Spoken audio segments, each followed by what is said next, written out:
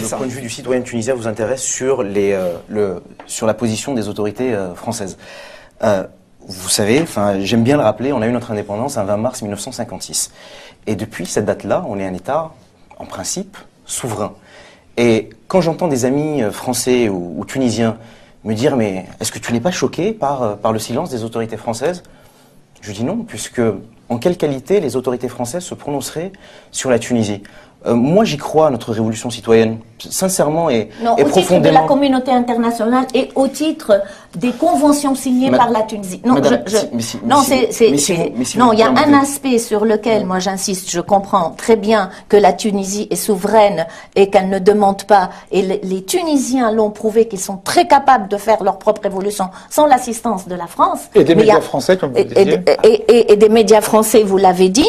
Mais cela dit, il y a une communauté internationale.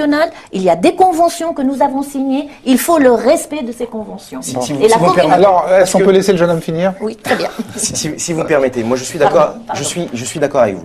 Je crois qu'en Tunisie, on a vraiment besoin d'une révolution. Alors je sais que le terme est fort, mais c'est aussi une révolution des consciences, une révolution citoyenne qui est menée par les citoyens. On a besoin d'un mythe collectif fondateur.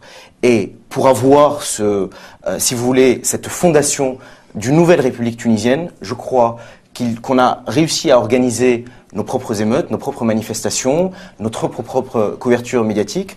Je ne suis pas absolument persuadé qu'on ait besoin de la communauté internationale. Alors vous êtes dans votre rôle de la présidente de la FIDH. C'est pas un rôle. Hein. Non, mais dans votre rôle, dans cette position, mais bien entendu. Moi, ça aide en général. Bien entendu. La communauté internationale. Je sais. Mais c'est-à-dire, avant d'attendre qu'on fasse les choses pour nous, faisons-les nous-mêmes. Et puis, pour vous répondre sur la question de l'armée, il y a eu un moment où beaucoup de Tunisiens ont appelé l'armée à prendre le pouvoir pour le peuple. Et si vous voulez, moi je suis totalement opposé à cette idée, parce qu'on a toujours attendu en Tunisie un homme providentiel, un nouveau prophète. Il faut bien entendu que l'armée se range du côté du peuple, comme les forces de l'ordre. Mais ce n'est pas l'armée qui doit prendre le pouvoir, c'est le peuple. Alors, avec l'armée peut-être à la droite et les forces de police à gauche, parce que l'armée est aussi composée de citoyens, mais vraiment, si vous voulez, je crois profondément qu'on doit compter sur personne, sinon sur nous-mêmes.